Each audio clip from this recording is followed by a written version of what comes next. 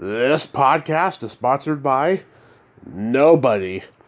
Hey dudes, welcome to Splat from the Past, the only 80s themed horror sci-fi show where things can get totally radical. Now today I will be welcoming back the gorgeous, the talented, the all-around beautiful human being, Cathryn de Prume. And we are going to nerd out on the entertainment of our youth, talking about film, television, and music from our childhoods. And it's been 3 years since I last had her on, and it's going to be great catching up with her. She is just the most awesome person in the world, and she's a true New York lady. So she's real, and she keeps it real, and I love talking to her, and this is going to be a great conversation, and I cannot wait. Yeah, I'm sick, but you know what? I'm going to be taking a shower later on because I will feel much better after that. And the next few days, I shall be all right. Also, rest in peace, James B. Sicking, a fantastic character actor. You all know from the Stephen Bochco series, Hill Street Blues, Doogie Howser, MD. He was in Star Trek III: The Search for Spock. Up the Creek, which is a favorite role of mine. He's really funny in that, and he was one of my favorite character actors, and he was such a talented man. And I can't believe he's gone. I mean, he lasted a long time. Rest in peace, James B. Sicking. So yeah, here is my new interview with Cathryn de Prume.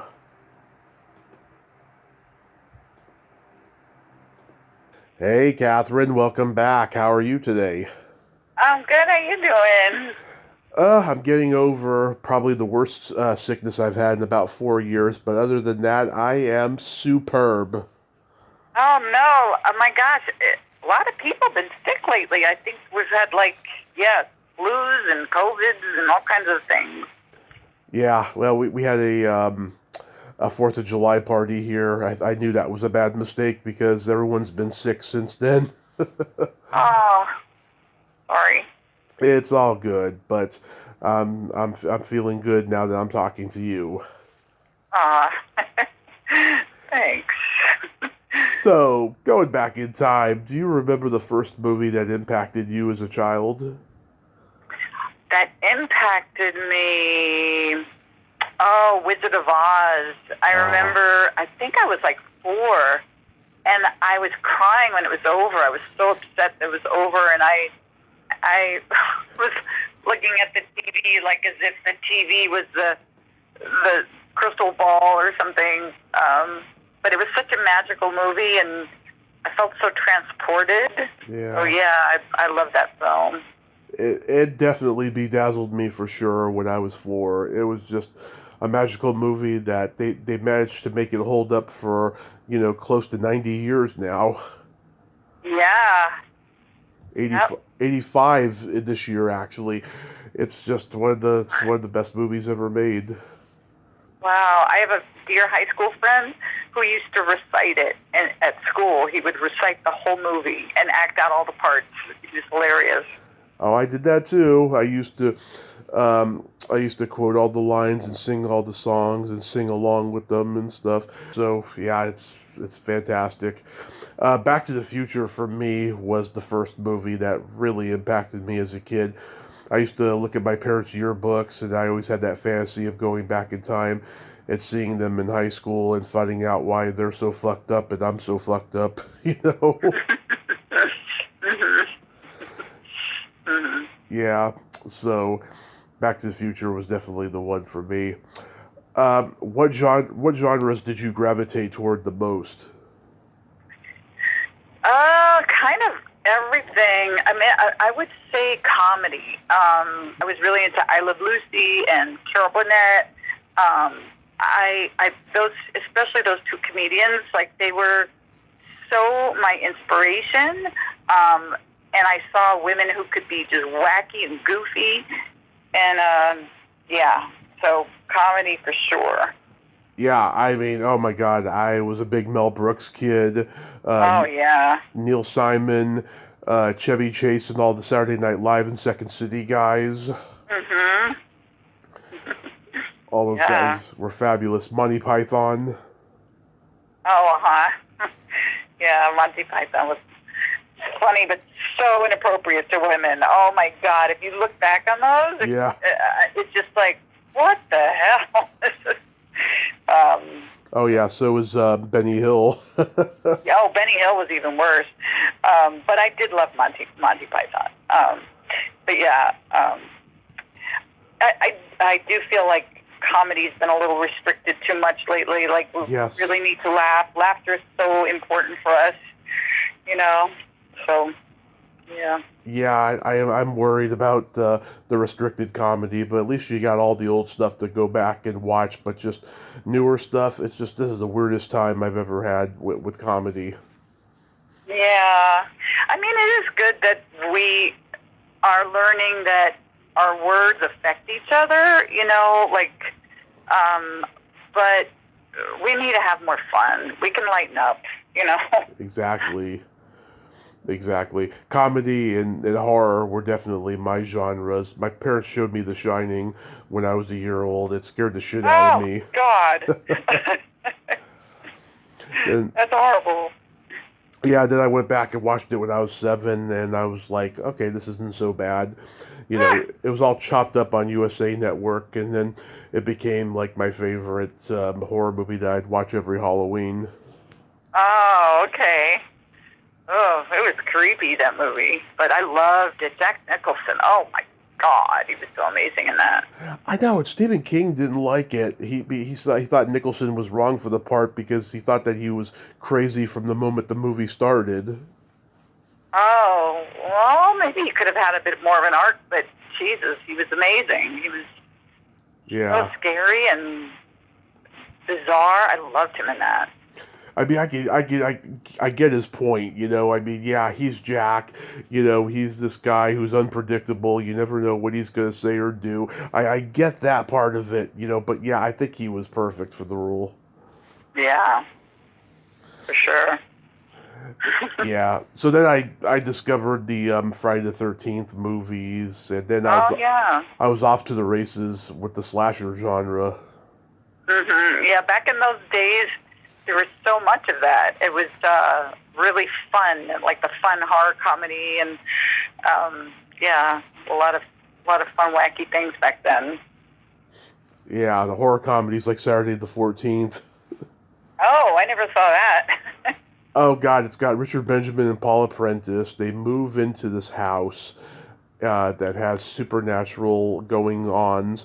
It's funny, if this movie had come out a year after Poltergeist, people would have thought it was a parody of Poltergeist. It's pretty much that premise of moving in this house with supernatural stuff going on. And Kari Michelson from Give Me a Break is the daughter. She goes to take a shower, and next thing you know, the creature from the Black Lagoon comes out of the bathtub.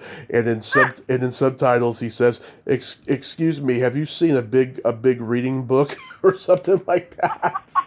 Oh my God, I'm gonna have to check that out. That's great. Yeah, it's a Roger Corman parody movie. Yeah, Uh-huh. yeah, Roger Corman made it. Oh. Growing up in New York, did you still have the $1 Million Movie? Yes, we sure did. I remember those. Yeah. Oh yeah, it was the UHF station equivalent of the ABC or NBC Sunday Night Movie, but yeah, we had it in the Bay Area on various UHF stations. It wasn't called the $1 Million Movie, of course, but it was our own various variations. And oh my God, we'd see so much great stuff.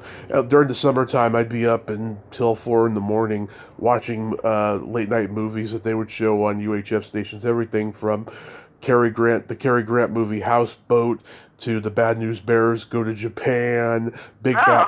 Big Bad Mama, all chopped up. What's Up Doc, which is one of my favorite comedies of Oh, all yeah, time. that's great. Uh-huh. That's a great movie. Yeah. Did you get HBO in its infant stages? I think my parents were too cheap. Oh yeah. Yeah, we didn't have cable.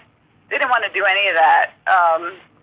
Yeah, so so I was still stuck with like regular TV, and we got VHSs, so we had like we watched some videos, but yeah, it's okay. We didn't have to have HBO. Yeah.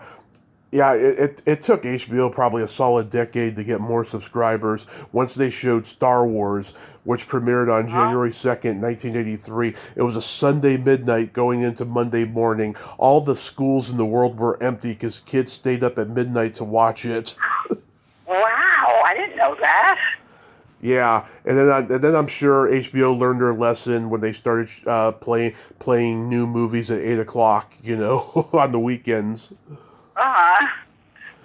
Yeah, but Wow. back then it was pretty crazy. Yeah, all the Spielberg and Lucas movies, they would come out, and then it would be maybe 6 years before they came to cable. Yeah, I remember that. Yeah, because they were all box office smashes that played in theaters for like 3 years. Yes, yes. Well, that's when people went to the movies, and now you're lucky if it lasts a week. Oh yeah, and remember every year Disney would re-release one of their cartoon movies from the 40s? Oh, sure. I remember that. Absolutely. Yeah, they don't do that anymore, and I think if they did, they would probably be just as successful now as they did then.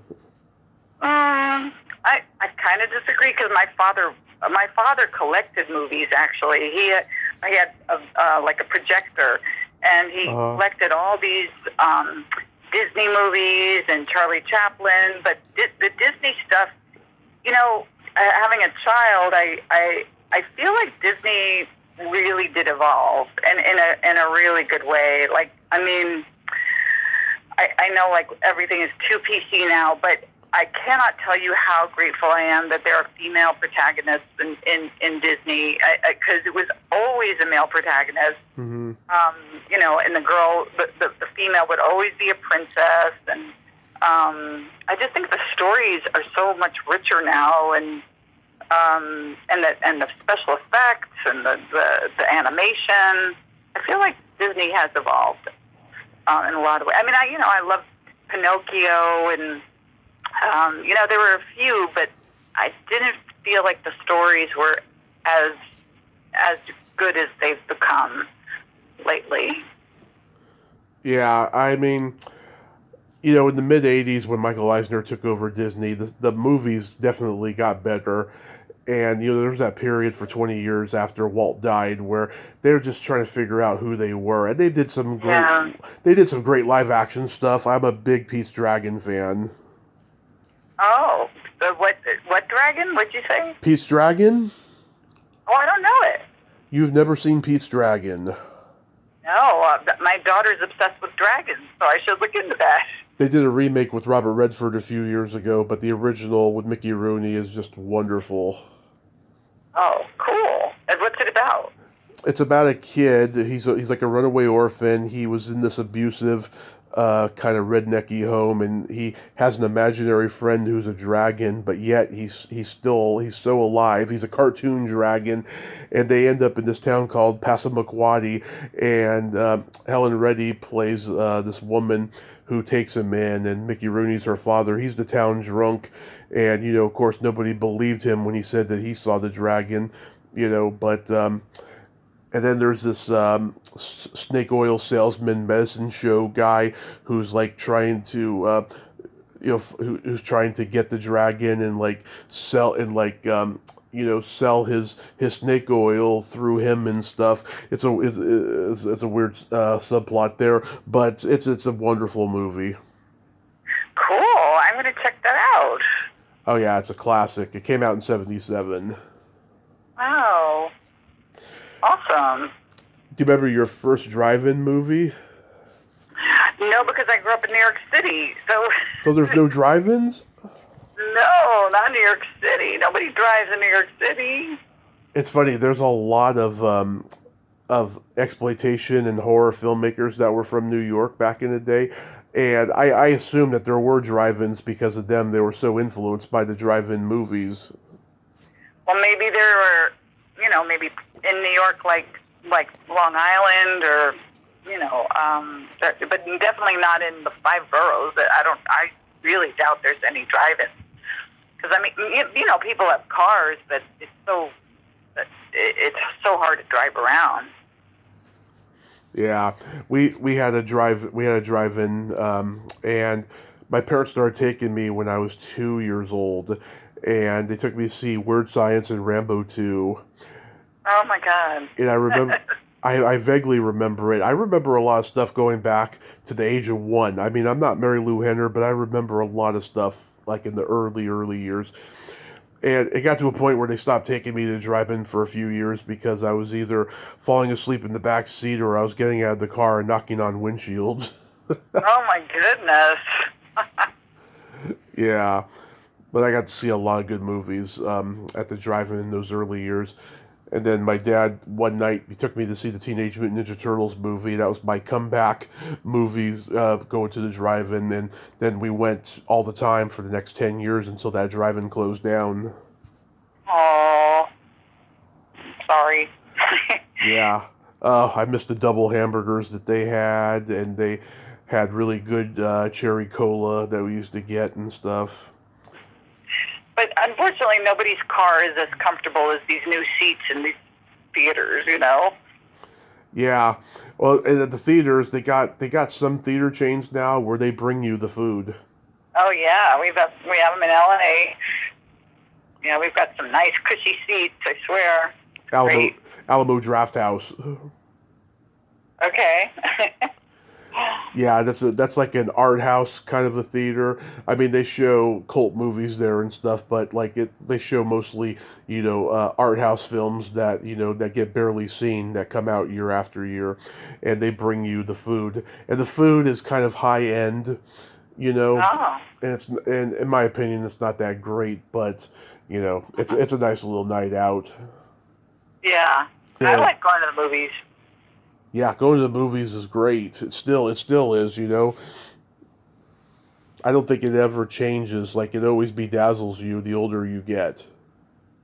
Yeah, and I love the big screen and the sound and the cushy seats and the whole experience, like you're not distracted by your life and your home. You actually kind of get transported. I really love I love going to the movies. So getting into television, I remember you telling me last time that you love Lucy. What are your favorite episodes? Of course, the one with the cough syrup where she vitamin or whatever. Not cough syrup, but so funny. And the one that she's with the grapes and she's barefoot and Yes. crushing the grapes. I'm half Italian, so I love that one too, and I love the Candy Factory one. I love the the puppy dog one, the Hollywood ones, of course. Did you ever see Lucy in London? No. Okay, 1966. She did the special. It was a ratings disaster. It's called Lucy in London. It was her, Anthony Newley, the Dave Clark Five, and she's just roaming around London with Anthony Newley. He's basically just showing her around, and there's one disaster that happens after another, and all that stuff. And the Dave Clark Five play their music. And I interviewed the legendary TV director Steve Binder, and he's talked about that special so much, I decided not to ask him about that or the horrible Star Wars Christmas special he directed. But no matter what interview he does, he loves talking about the Elvis 68 comeback special because that was the biggest achievement of his entire career. Oh, wow. That's exciting. Yeah, but Lucy in London, it's not that bad. And it's on YouTube, so if you ever go on there and check it out, let me know. Yeah, that sounds fun. Wow, my goodness. Yeah, and you also love Carol Burnett. Oh, adore Carol Burnett. I love the whole team and how they work together and they'd crack up and they just had so much fun. And she was playing all these characters, like old, young, didn't matter, and goofy, weird looking. I just adored Carol Burnett. Yeah. Yeah, and she's in her early 90s, and she's still very humble. She's always been just nice to everybody. Yeah, yeah. She told the story on Mark Maron's podcast that Lucy actually defended her one time early in her career, and for the next 30 years after that, every time that story was brought up, when they were together, Lucy would say, "That was the day that an S was added to my last name." I don't get it. Why? Lucy Balls, because she stood up for Carol Burnett. Oh my God. Yeah, she's a legend like that. Yeah. Inspiration. Such an inspiration. Way ahead of her time. I remember in the 80s, she had a comeback sitcom, and it didn't last very long. And I remember Bobcat Goldthwait was doing in his stand-up. He's like, Oh, wow. he was like, somebody cancel that show. She's gonna die if she does another pratfall. Oh, mean. Yeah, I think I remember that show. It was like, okay, you didn't need to keep going. I don't know. I mean, she was fantastic, and that's kind of mean to say, but but that show just didn't work. It was, yeah. Yeah. How about what sitcoms did you like growing up? Gosh. Yeah, my mother wouldn't let me watch very much TV. She said it was radiation and it was going to cause us cancer and all that. So wow. we only pulled away from the TV. Oh my God, I was just fascinated with the Brady Bunch because they were so perfect and normal. And I even have that in my one-woman show, a whole little piece about me watching the Brady Bunch and how I wanted to be like them and, just have a clean room and, just everything so nice and perfect, Yeah. It was so opposite of my life. Yeah, I'm a huge Brady Bunch fan. I've seen every episode hundreds of times. Like, wow. Anytime it was on, I'd watch it. Always. Yeah. I was born in '83, so I watched all the sitcoms my parents watched growing up. I saw I Dream of Jeannie, The Munsters, The Addams Family. Oh, The Munsters. I love The Munsters because that was like my house. That was like my family. Just the weirdest people. And we watched that as a family. We watched I Love Lucy show and The Munsters. What was it about your family that was weird, though? Well, my mother, I used to just laugh about it, but I over the years I've really learned that she had mental illness. She was a hoarder.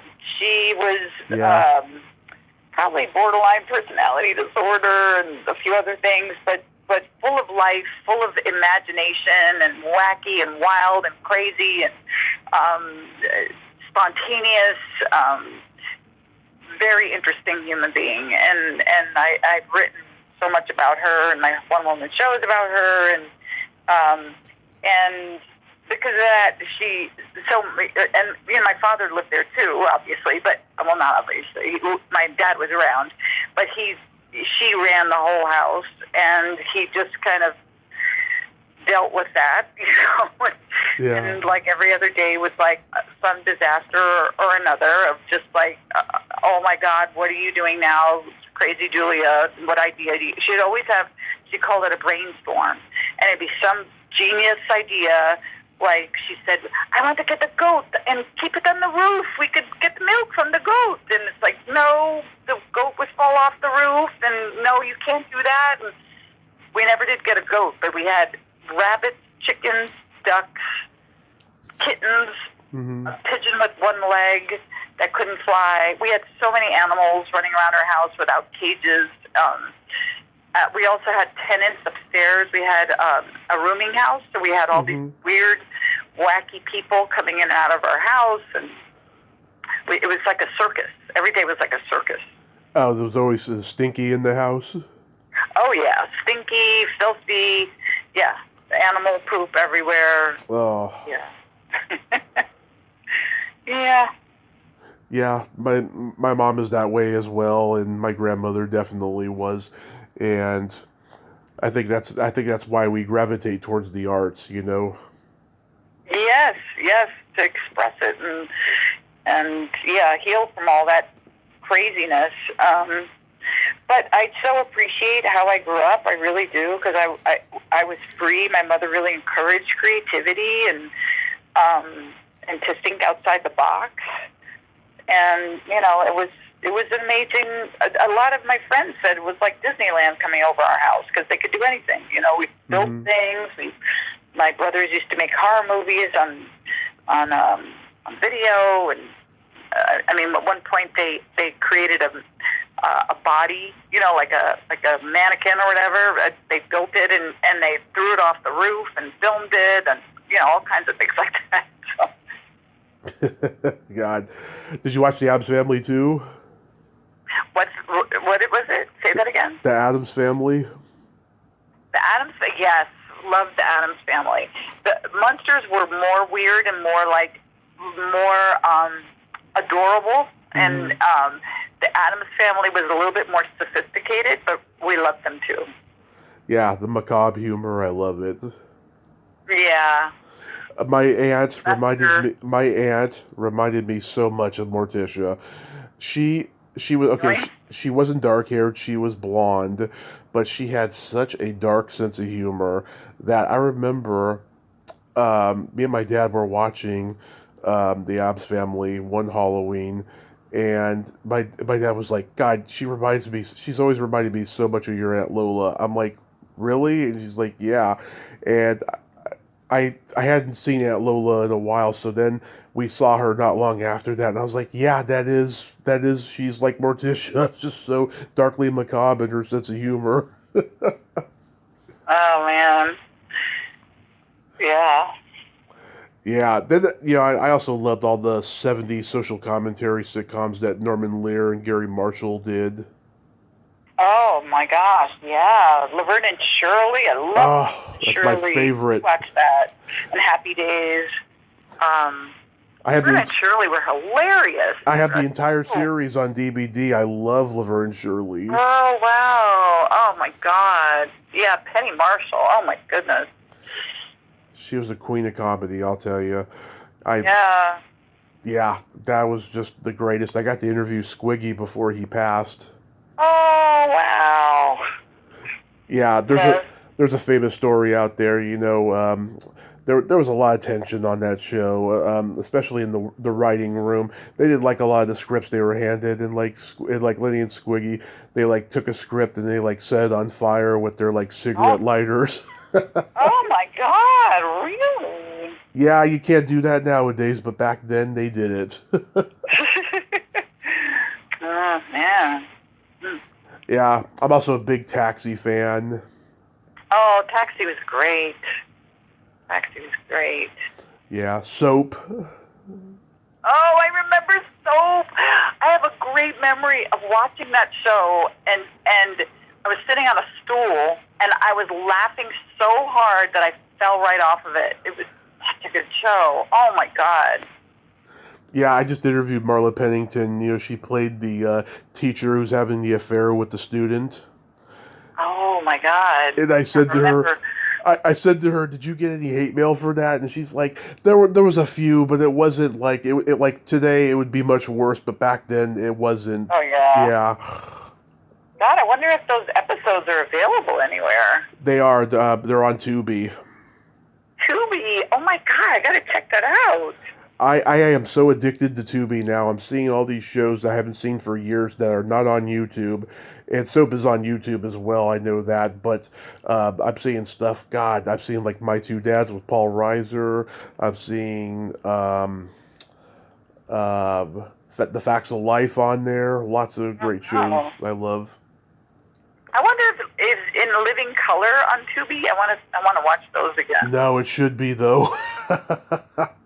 That show is so good. We need more comedy. We need more variety shows like that, Yeah. It's just SNL, that's it. So, there's not much out there unless you comb through YouTube, content creators or something. And there's a lot of good ones out there. But like a show you can watch, be nice. I think SNL is getting too soft now. Yeah, you can't count on it. Once in a while you get some good things, but People ask me what's my favorite cast, the original, because they were they were doing it for the first time, and it was irreverent, and it was punk rock, it was post Vietnam. I mean, the sky was the limit, and they took chances. Yes, they sure did. They were like improvising a lot of times. They just went off script, and oh man, yeah, I wish they would be more brave. But once in a while, you get a good one. You get a really good one. Yeah.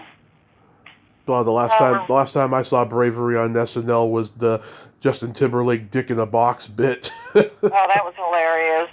I really loved. Oh my God, I'm terrible with names. The guy who played Star Wars, the dad, and he's huge and tall, and he's young. The dad. On Star Wars? Yeah, Star Wars. He's dark hair, deep voice. My brain. Anyway. Not Harrison Ford. No, recently. The recent Star Wars. Oh, so, I'm out of the loop. I don't know. Okay. Well, he was like a baby, and he was like an old, like himself as a baby. It was really bizarre and really funny, really weird. Yeah, I find a lot of times the really good dramatic actors who come and visit are even better than the cast. You know, I don't know why, but sometimes they just knock it out of the park, and you're like, wow, you know. Darth Vader. Okay, my brain. Okay, Darth Vader, and he's played him recently. More, not in the TV stuff, but in the movies. Darth Vader. I'll look him up here. Okay. He's hilarious on Saturday Night Live. All the skits he did, so funny. Yeah, I mean, God, in the 70s, there were so many great bits, you know, like Chevy Chase and Richard Pryor's job interview sketch. Where they're, I don't remember that one. Oh, that's the one where they're doing the word association of, like, racial slurs. Oh, God, that's terrible. How about Eddie Murphy doing the hot tub, doing... James Brown, yeah. James Brown, oh my, every time I get in a hot tub, I think of that skit. Every single time. So funny. That was a great one. God. The one where he's Richard Simmons and Little Richard combined. Oh, God, Eddie Murphy was amazing on SNL. Oh man, so good. I can't find who's playing Darth Vader nowadays, but hopefully it'll come up soon. Oh my goodness. Anyway, did you like Second City? SCTV? I did. I love Second City. SCTV? Yeah. Yeah. That one was a little bit more contained because it wasn't like a presentation variety show like SNL was. It was more like, you know, they're making fun of television. Yeah. Right. And, yeah, Joe Flaherty, he passed away recently. He was so good on that show. How about, let's see, I mean, the variety shows, I mean, there was like, you know, after Laugh-In, everybody had to have a variety show that was very Laugh-In-like, but they all failed pretty much. Like Mary Tyler Moore had one after her show was canceled. The Bay City Rollers, the Brady Bunch Variety Hour was awful. Oh, God, I remember those. Yeah. Yeah. You've watched a lot of stuff. You're like an encyclopedia. My mom, she worked for the cable company for many, many years. You know, I was a latchkey kid, and we went to the movies and rented movies quite a bit when I was a kid. That's all I had, you know. I was the fat kid. I was bullied, you know, so this is all I really had. Oh, man, wow. Yeah, it's profound, this stuff, you know. It really is. It's powerful stories, and and TV, film, books. It's so healing and it's so enriching and it's. We need writers. We need performers and entertainers. The world needs them and us. It's crucial. It's not. Like schools think it's a lot of education. You think like people think that art is not important and and don't fund it. And to me, it's essential for humanity, for culture. Yeah, absolutely. How about children's programming? Did you watch Schoolhouse Rock? I didn't really watch Schoolhouse Rock. I did watch Sesame Street and Electric Company. Yes. But as much as my mother would let me, Oh, and Yeah. I remember I'd run home to watch Popeye, and there were a few other cartoons. I can't remember them all. I love Scooby-Doo. Yeah. You remember The Magic Garden? Yeah, it sounds vaguely familiar. The Magic Garden. I just interviewed one of those girls, Carol Demas, and she was my anniversary guest, and we talked just roughly 2 hours. She was wonderful, and she got candid with me near the end and stuff. She was just a lot of fun. Wow. Yeah, that was a crazy thing. They would do a certain amount of episodes a year, depending on what her schedule was as an actress. And her friend Paula Janis, who was the other hippie girl, she was a school teacher, and so her schedule was a little more open than hers. But they would do a certain amount of episodes a year for 10 years or whatever it was. And yeah, I mean that show still has a huge cult following. I'm trying to remember it. I've got to look up a lot of these things you're telling me about. This is. Do you remember Zoom? Zoom. I remember Zoom. I had no idea this show existed until a few years ago. I saw there's that convention that happens in Jersey every year, the ChillerCon. They were having a Zoom reunion. I was like, what's a Zoom reunion? Oh, wow. I'm thinking of Zoom, that we have on the internet now. I was like, no, this was a kids show on PBS. I never saw it. Yeah.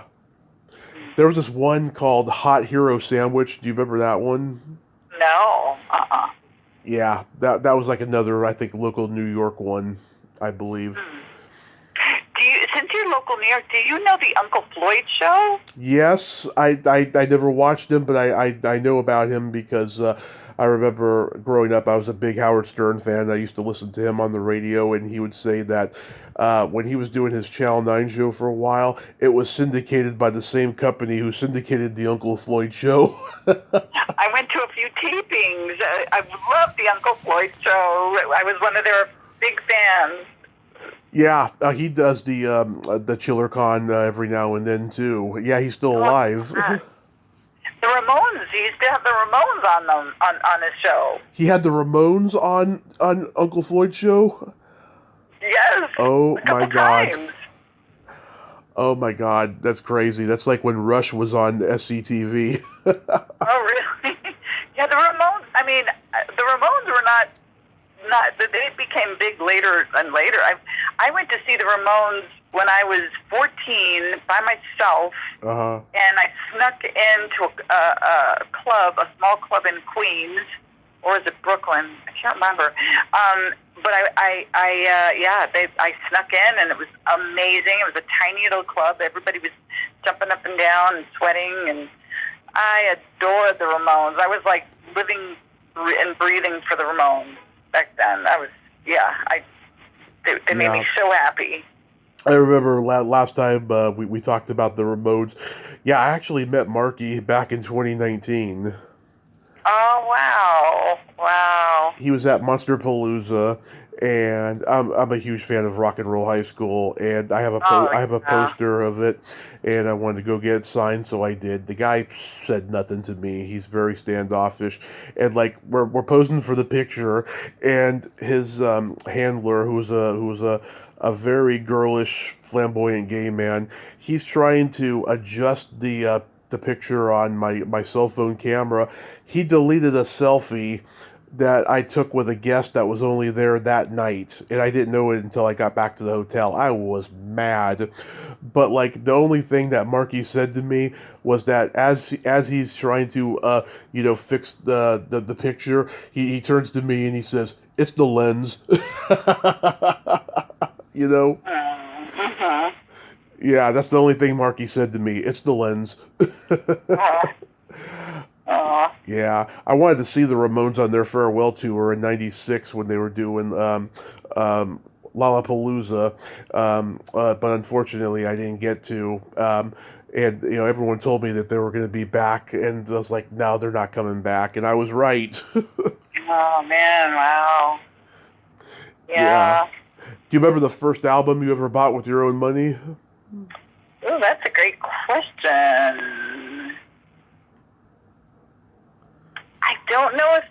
Well, I mean, I don't remember like the. Oh, I remember the first single. It was Bay City Rollers, and I think it was Saturday Night. Yep. I think that was the first record I bought. The little 45. But I remember having all the Ramones albums. I had all the Springsteen albums. At that time, I had Pink Floyd. What else did I have? Yeah, those were the big ones that I listened to.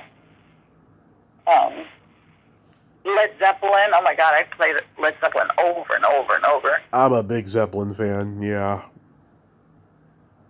I was an MTV kid. I got some birthday money when I was 8, and I got Phil Collins' "No Jacket Required" because I loved the videos on MTV, and Poison's "Look What the Cat Dragged In," and every year my parents would get me like CDs or cassette tapes and stuff. I had Michael Jackson and Janet Jackson and Wilson Phillips and New Kids on the Block. All the boys called me a girl because I loved Wilson Phillips and New Kids on the Block. Aw. Yeah. Oh. Yeah, did your parents have like a big box of vinyl records? My dad had vinyl records from all over the world because he spoke 6 languages. So he loved music from China and Russia and Germany and like all kinds of music. That's the kind of music that was going on in my house. It's like I actually have that in my one woman show too. Like I was like, can't we put on the Beatles? And it's like, no, we're going to listen to the Red Chorus of China. Like the children's communist chorus. It's like what? Yeah. We had everything from the Beatles to the Stones to Johnny Cash live at Folsom Prison on vinyl. It was just so great. There's nothing like that stinky, musky smell of vinyl. It's so intoxicating. Yeah. Yeah. How about your first concert? My first concert, Ramones, the one I went to. Oh, that's right. That was definitely my first, but that didn't even feel like a concert. It felt like a bar. Really? Yeah, because it was so tiny. They were on a stage, but it wasn't like a concert. So my first concert was Cheap Trick. I love Cheap Trick. I've seen them live. Oh, they're so great. They were so great. I had that little bow tie. That's the Cheap Trick bow tie. Yeah. I think there was a Palladium, I want to say. I saw them in 2000. They were at our local county fair, and Rick Nielsen took off his guitar and gave it to some guy in a wheelchair in the front row. Oh my God! Wow. Yeah. Amazing. Yeah, I used to go to the county fair. The first real big concert I saw at the county fair was Steppenwolf, and John Kay was the only original member, and it didn't matter to me. He's so charismatic and funny. I enjoyed it, but like all the 40 and 50-year-olds there, because I was 15 at the time, they for them the magic was gone, but I dug it. And then 2 years later I saw Alice Cooper, my first real concert, and that guy is a showman. Oh my God, he's the master of macabre. Wow. Yeah, I heard stories about him.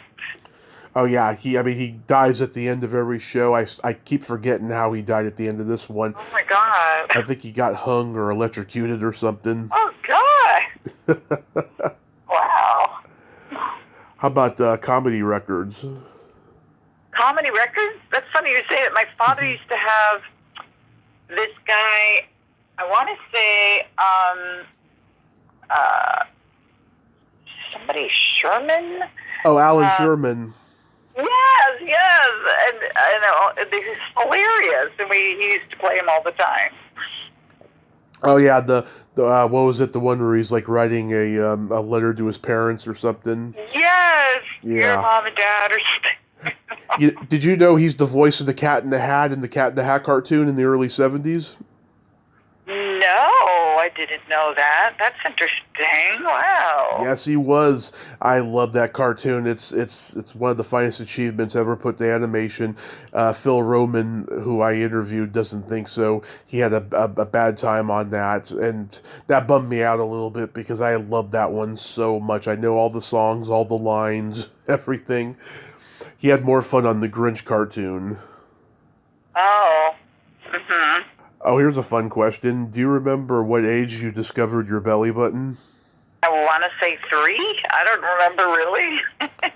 I probably did as well, but I can remember being 6 and just being curious, because I had an Audi at the time, and like me and all the other boys were like showing each other ours, and poking them and stuff. So, I was on IMDb. Did you recently produce Jeff's new short film? Yeah, that was in the middle of COVID. We were all in masks and tested and all that crapola. Mm-hmm. But yeah, I helped him produce a short film. Yeah, it's so great to work with him again. Yeah, is it going to be available somewhere soon? That's a great question. I don't know. He's kind of taken the lead on that, so I'm not involved with the post stuff. But so I'm something to ask him. I think he was trying to enter into some contest, but I don't know. Yeah. Jeff came on about 6 or 7 months after you and I did our first talk, and yeah, he's a great guy. He's such a sweetheart. I adore him. I adore him. Yeah, and he told me how he liked our first interview, how candid and real we were and stuff. Uh-huh. And when he heard it, he said, I'll definitely do it if want to be candid and real. Aw. Yeah, he's such a down to earth, great person. Yeah, did he seek you out to produce the short, or did you initiate it? No, he reached out to me. Yeah, he just reached out to me. He said, "I have an idea, and I want to do this, and you're going to help on it." And I was like, "Sure, yeah." There's nothing going on, especially with COVID. And anything he would present me with, I would work on. He's just such a great person to work with and be around that I was like, anything you're going to do, I'll help. So yeah. Oh, that's so awesome. I hope you guys do more together. Me too. I'm sure we will.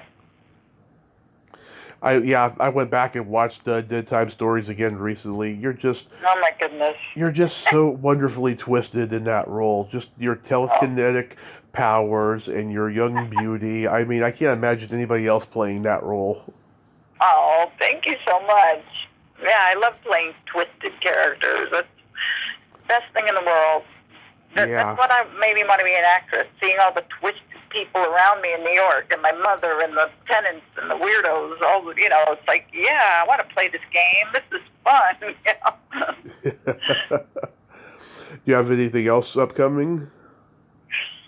I've been auditioning for a bunch of stuff, but nothing's in the works at the moment. So, yeah, summertime, it's so slow, and in Los Angeles, it's very, very dead right now. So a lot of people are kind of panicking.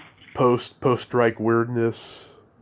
Yeah, post-strike weirdness, and then IATSE was I don't even know where their contract is now. I think they're resolved, but I just feel so bad for crew. God, they've really been going through it. So many of them are like homeless and losing their houses. Oh my God, it's so heartbreaking because actors tend to know how to deal with unemployment. It's kind of part of the game, being an actor.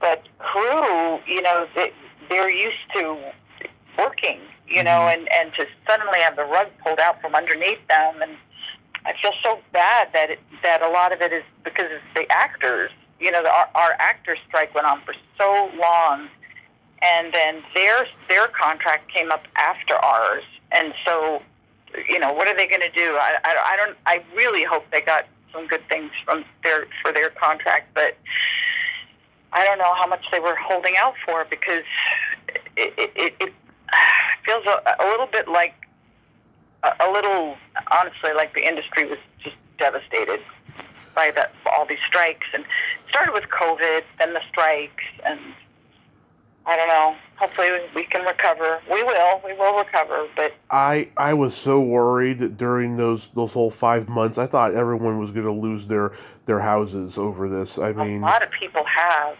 A lot of crew have. I'm on this Facebook group.